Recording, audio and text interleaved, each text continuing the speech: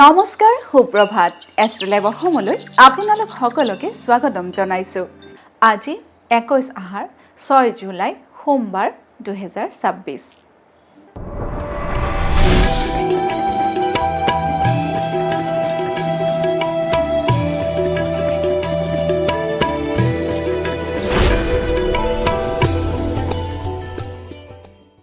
পঞ্চাং অনুসৰি আজিৰ দিনটো ৰাশিফল মেষ ৰাশি।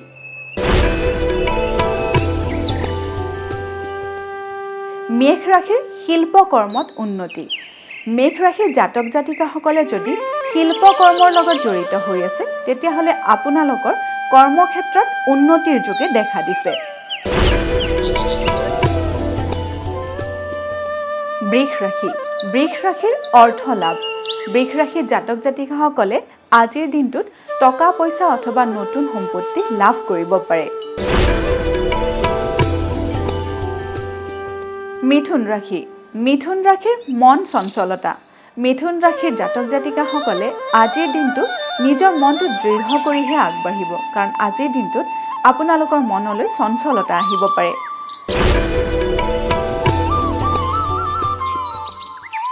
কৰ্কট ৰাশি। কৰ্কট ৰাশিৰ মনোকষ্ট।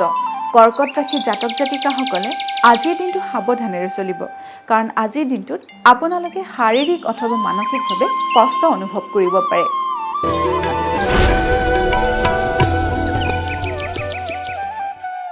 সিংহ ৰাশি।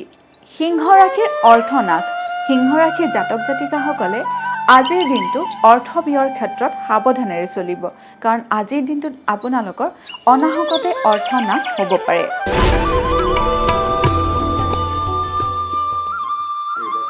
এইবাৰ আহিছোঁ কন্যা ৰাশিলৈ। কন্যা ৰাশিৰ সন্তানৰ চিন্তা।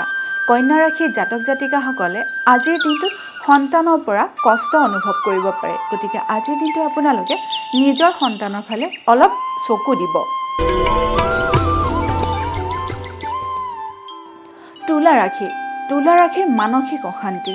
তুলা ৰাশিৰ জাতক জাতিকাসকলে আজিৰ দিনটোত মানসিকভাৱে অশান্তিত ভুগি থাকিব পাৰে, গতিকে আজিৰ দিনটো আপোনালোকে সাৱধানেৰে চলিব। বৃশ্চিক ৰাশি। বৃশ্চিক ৰাশিৰ বন্ধু বিৰোধ। বৃশ্চিক ৰাশিৰ জাতক জাতিকাসকলে আজিৰ দিনটোত নিজ নিজ বন্ধুৰ লগত কথা পাতোঁতে সাৱধানেৰে পাতিব, কাৰণ আজিৰ দিনটোত আপোনালোকৰ নিজৰ বন্ধুৰ লগত মতবিৰোধ ঘটিব পাৰে। ধনু ৰাশি। ধনু ৰাশিৰ অৰ্থ সন্মান হানি। ধনু ৰাশিৰ জাতক জাতিকাসকলৰ বাবে আজিৰ দিনটো শুভ নহয়, কাৰণ আজিৰ দিনটোত আপোনালোকৰ টকা পইচা সম্পত্তিৰ লগতে সন্মান হানিৰ যোগেও দেখা দিছে। মকৰ ৰাশি। মকৰ ৰাশিৰ বন্ধু প্ৰীতি লাভ। মকৰ ৰাশিৰ জাতক জাতিকাসকলৰ বন্ধু বান্ধৱীৰ ক্ষেত্ৰত আজিৰ দিনটো শুভ দেখা গৈছে, কাৰণ আজিৰ দিনটোত আপোনালোকে বন্ধুৰ পৰা বিশেষ মনোযোগ লাভ কৰিব।